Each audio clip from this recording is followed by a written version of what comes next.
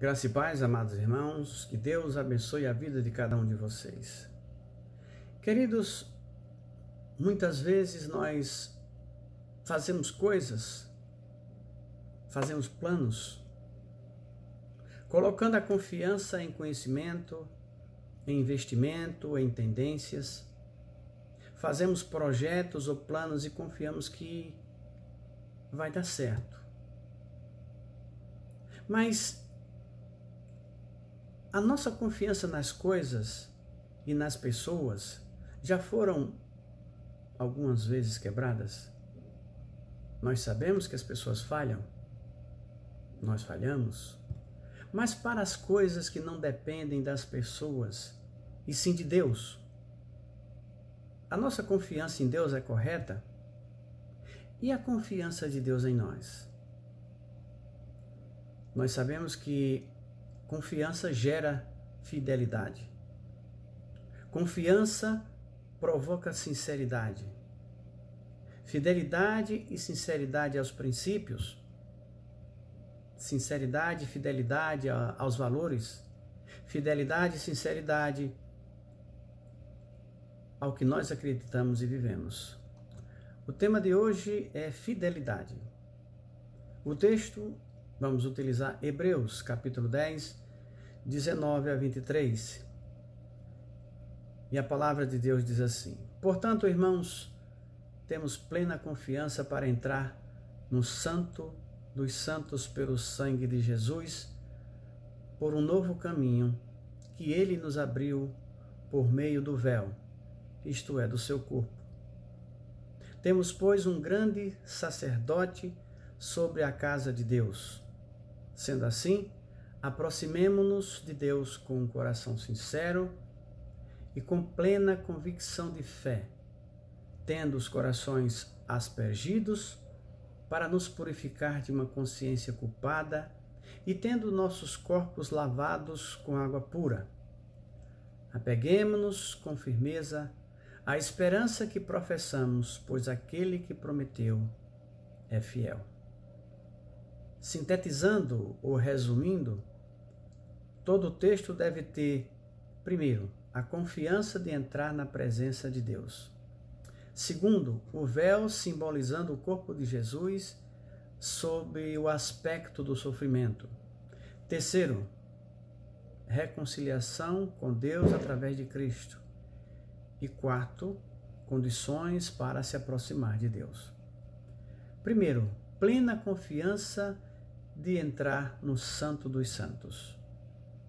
O acesso ao santuário da presença de Deus era somente permitido aos sacerdotes pela lei de Moisés, mas com a morte de Cristo, todos nós agora temos acesso a Deus por Cristo.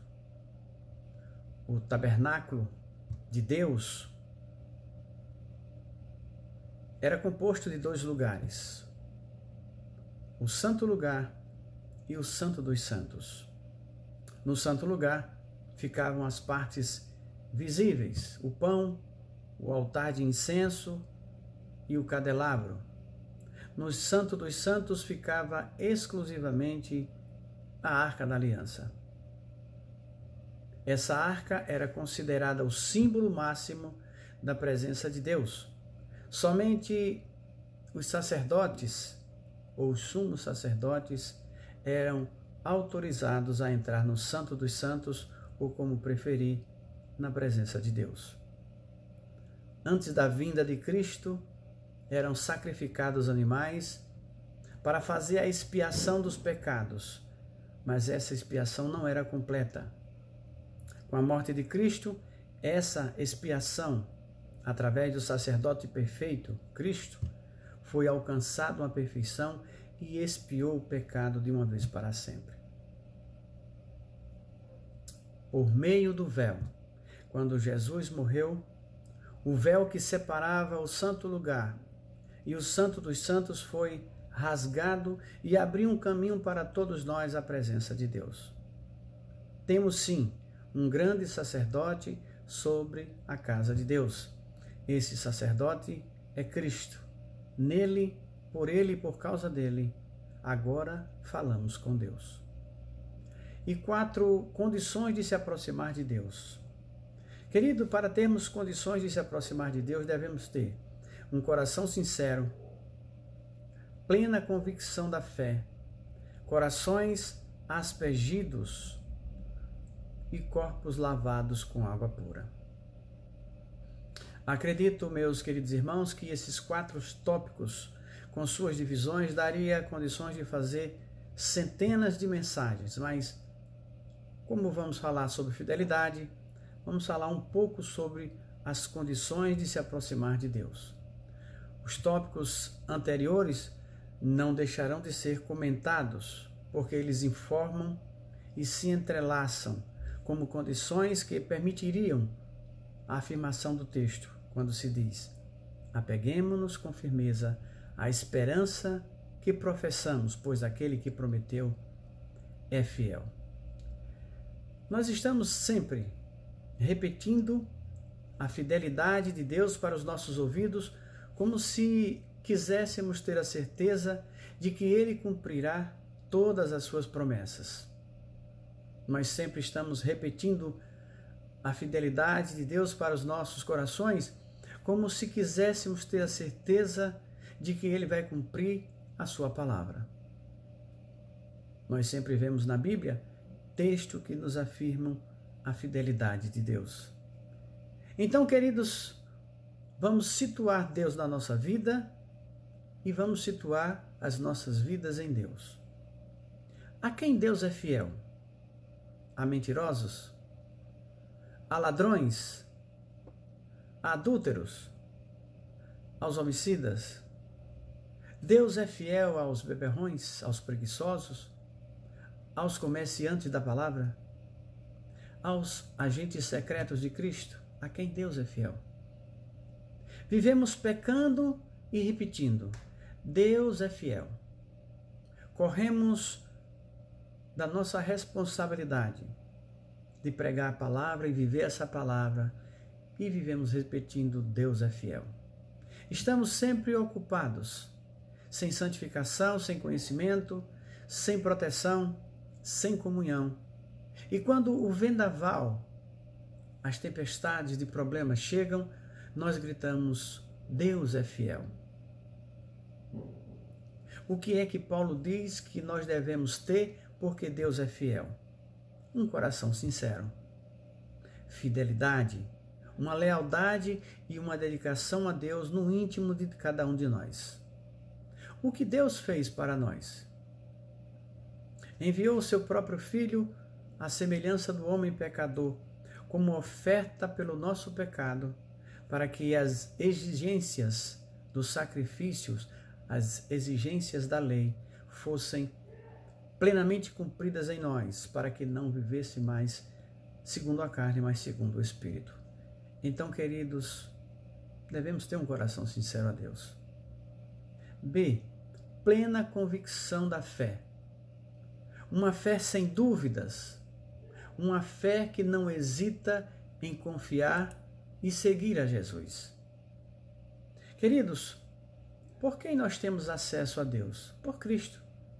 Se duvidar, se hesitar, não confiamos em Deus através de Cristo e, portanto, não vamos ao Pai Celestial. É dizer para o seu coração: esse é o cara e não há outro a quem eu devo confiar para chegar até Deus, para alcançar a minha salvação. Plena convicção da sua fé em Cristo. Letra C. Corações aspergidos. Um coração novo, um coração puro, um coração cheio do Espírito que não deixa o inimigo nos apontar nenhuma culpa. Um coração trabalhando para Deus, sem medo de ser acusado, porque está totalmente transformado. Letra D. Corpos lavados com água pura. Uma purificação de um novo nascimento, uma purificação diária interior, resultante da nossa obediência ao nosso Senhor, lavados e remidos pelo Espírito Santo de Deus. Apeguemo-nos com firmeza à esperança que professamos, pois aquele que prometeu é fiel. O que nós professamos ou devemos professar? Que Jesus Cristo é o nosso Senhor, que Ele é o nosso Salvador. Foi por Ele, Jesus Cristo, que Deus prometeu tudo o que há de bom no reino dos céus. Tudo isso é nosso, mas será que não estamos rasgando o título da nossa herança, descumprindo o acordo firmado em todo o texto?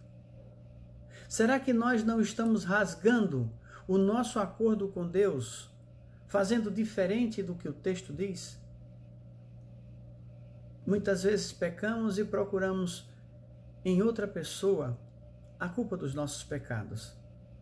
Até Deus muitas vezes leva a culpa nas nossas transgressões. Eu já ouvi uma pessoa dizer que ao pecar, ela justificou da seguinte forma: Deus não me segurou. Na realidade, queridos, Deus não tem que segurar ninguém. Pode até existir músicas que digam: Deus me segurou com suas fortes mãos, mas nós é que temos que nos segurar em Deus.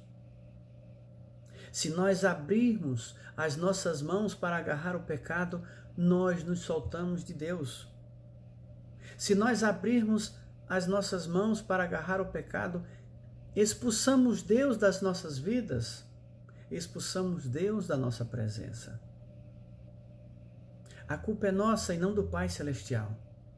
Porque se for o inverso, todos tentarão colocar a responsabilidade da sua falha e infidelidade a Deus ou em Deus. Todos querem uma fórmula mágica para se aproximar de Deus e receber bênçãos, curas e livramentos. Essa fórmula tem nome: fidelidade. Mas para sermos fiéis, precisamos conhecer o nosso Deus e saber o que Ele quer de nós e obedecer. E obediência é viver a palavra e se santificar. Não tem como pegar um atalho. Queridos, quem não gosta de nós está acenando sorridente para você e para mim, como se nunca tivesse provocado os sofrimentos que nós temos e teremos em nossa vida. Hebreus 6, 10 a 12 diz assim: Deus não é injusto, Ele não se esquecerá do trabalho de vocês e do amor que demonstraram por Ele, pois ajudaram os santos e continuam a ajudá-los. Queremos que cada um de vocês mostre essa mesma prontidão ou empenho até o fim, para que tenham a plena certeza da esperança, de modo que vocês não se tornem negligentes, mas imitem aqueles que, por meio da fé e da paciência, recebem a herança prometida. Deus não é injusto, mas aqui fala em trabalho. Nós não estamos de férias do trabalho de Deus. Nós não estamos de benefício nem licença-prêmio. Do amor que demonstraram por Ele. Querido, que amor é esse? Na primeira oportunidade, traímos a Deus como se o nosso relacionamento com Deus fosse um relacionamento mundano. Traímos a Deus como traímos aos nossos irmãos, às nossas esposas, maridos e filhos. Pedimos demissão do trabalho de Deus por causa do nosso coração negligente. Não temos empenho, não temos prontidão. A palavra diz prontidão até o fim, porque recebem a herança prometida aquele ou aqueles que imitam os que têm fé, prontidão e paciência. Queridos, tudo e todos precisam de cuidados.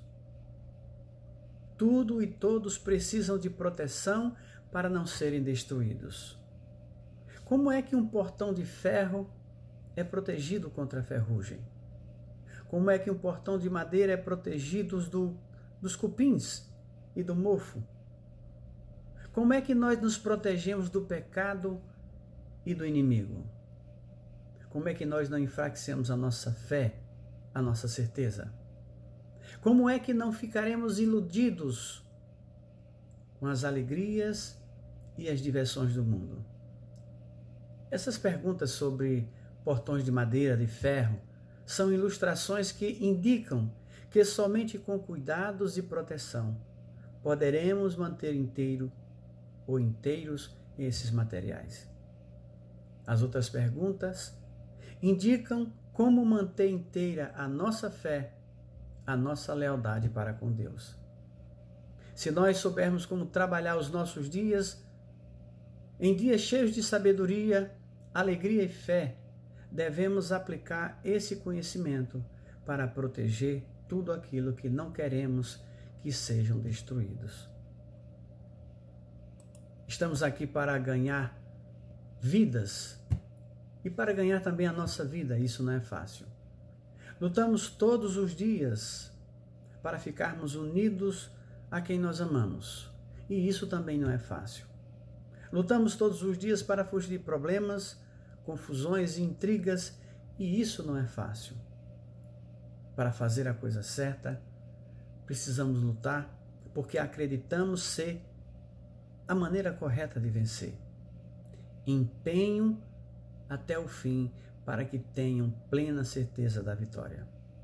Empenho até o fim para que tenham plena certeza da esperança. Quando nós dizemos que a fé move montanhas, as pessoas ficam fechando os olhos e fazendo força para transportar uma rocha, uma pedra de um lado para o outro. Mas, meus amados irmãos, as montanhas que devemos movê-las são as montanhas de problemas, as montanhas de aflições, as montanhas de pecados que estão entre Deus e nós. Se nós retirarmos da nossa vida procedimentos errados e seguir a palavra de Deus, sabe o que nós vamos mover? Nós vamos mover o coração de Deus. É a nossa fidelidade quem vai determinar se isso vai acontecer na nossa vida. Salmo 116, 1 e 2 diz assim, o salmista Davi: amo ao Senhor porque Ele ouviu a voz da minha súplica, porque inclinou os seus ouvidos para mim. Eu o invocarei toda a minha vida. Davi, um homem segundo o coração de Deus, um adorador de Deus. Ele, Davi, santificado, ungido, clamou a Deus, e Deus colocou Golias em suas mãos. Mas quando Davi cometeu adultério e crime, Deus não o ouviu. Davi enamorou-se de Batseba e planejou a morte de Urias, seu marido. Uma criança, fruto desse crime entre ele e Batseba, adoeceu gravemente e não foi salva por Deus. Naquele momento, diante de Deus, Davi era um pecador terrível. Naquele momento, Davi afastou-se de Deus. Desobedeceu a Deus violentamente, quebrando a comunhão tão bonita que ele tinha com o Pai Celestial. Ensinamentos para nós. No pecado, temos pouquíssima ou nenhuma chance de sermos atendidos, ouvidos por Deus. Nem adianta ler as palavras da Bíblia dizendo que Deus é fiel, porque Ele é fiel ao servo seu. E a palavra de Isaías prova isso.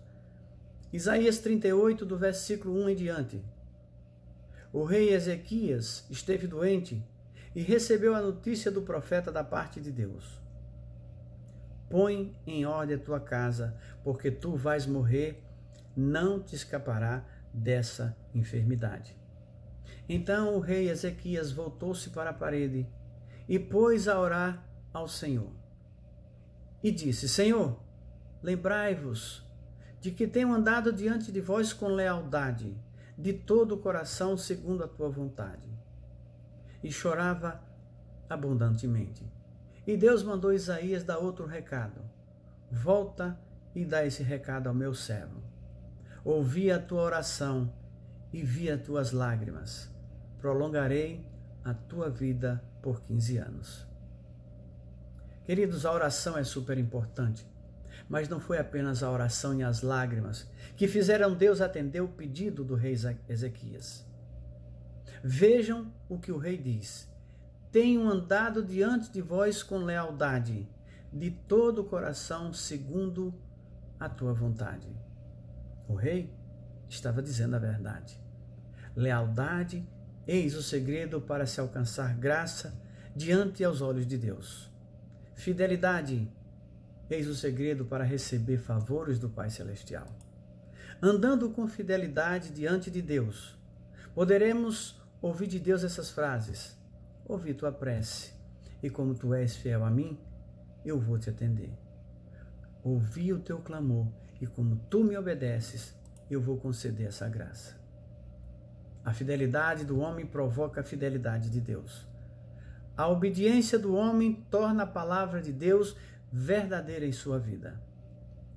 1 Coríntios 15, 57 e 58 diz assim: graças, porém, sejam dadas a Deus, que nos dá a vitória por meio do nosso Senhor Jesus Cristo.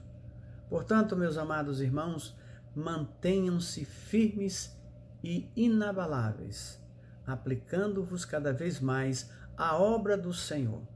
Sabei que vosso trabalho não é em vão. Para se chegar a Deus pelo caminho que foi aberto, isto é, pelo corpo de Cristo, devemos nos aproximar de Deus com o coração sincero, cheio de fé e com o desejo de mudar a nossa vida. Nossos pecados foram perdoados e agora temos um caminho para chegar até Deus. Jesus rasgou o seu corpo para que isso acontecesse. Jesus doou todo o seu sangue para que isso fosse transformado em verdade. A fidelidade de Deus está condicionada a uma postura igual à do texto que Paulo fala. Se a nossa postura é diferente da postura do texto que Paulo fala, nós discordamos do texto e perdemos a fidelidade de Deus. Professar é acreditar. E se nós acreditamos em Deus e que Deus é fiel, devemos cumprir a nossa parte, porque tudo isso é um acordo. Isso é uma aliança. Isso é um contrato de vida eterna que Deus fez para conosco. Palavras que não destoam e não são contrárias. Coração sincero e plena convicção de fé. Firmeza e esperança. Trabalhar na obra do Senhor com dedicação. Sejamos inabaláveis porque o nosso trabalho não é em vão. A vitória está em Cristo. Queridos, sabe quem é o tabernáculo agora de Deus? Quem é o recipiente que recebe a glória, a bênção, a salvação de Deus? Somos nós. Agora é um só lugar, o nosso corpo, a nossa vida. Os santos de Deus pregando e louvando, adorando e obedecendo ao Deus Santo. Que Jesus Cristo seja o nosso Senhor. Então tudo ficará como está escrito. Tudo ficará como está combinado. Deus será fiel. Que Deus nos abençoe. Em nome de Jesus. Amém.